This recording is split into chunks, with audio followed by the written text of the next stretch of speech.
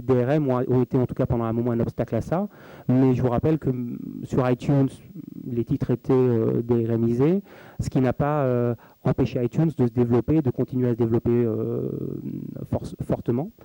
Donc, à un moment, on a un peu tendance à penser que ça a été souvent une excuse une excuse supplémentaire pour justement réduire le consentement à payer, dans un contexte où les usages étaient déjà établis. Donc, pour répondre de façon un peu plus courte, le problème était dans la musique que le numérique en fait était déjà là et que cette notion de protection des œuvres n'a pas été intégrée dès le départ, et ça a été très compliqué ensuite de la mettre en scène. Donc je ne sais pas après dans le livre les obstacles, mais oui, enfin, je crois savoir qu'il y a du piratage dans certains domaines dans le livre.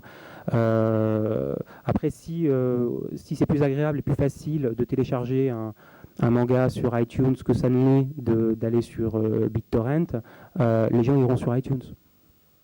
Et la valeur, le marché se développera. Je voulais juste rajouter justement sur ça, oui, que nous on a l'impression que le piratage va venir là où c'est facile, c'est en un clic, et que ça ne demande pas beaucoup d'efforts de l'avoir. Toujours est-il que par exemple pour le livre, on n'a eu aucune étude nous disant qu'un livre piraté se vendait moins en papier par exemple. C'est justement les titres qui se vendent le mieux qui se piratent.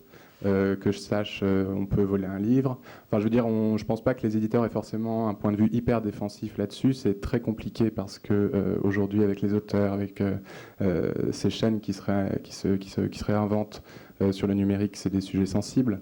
Mais il y a aussi des modèles économiques de la gratuité. On peut aussi travailler sur de la promotion gratuite, alors je dis pas de mettre de la publicité dans les livres, mais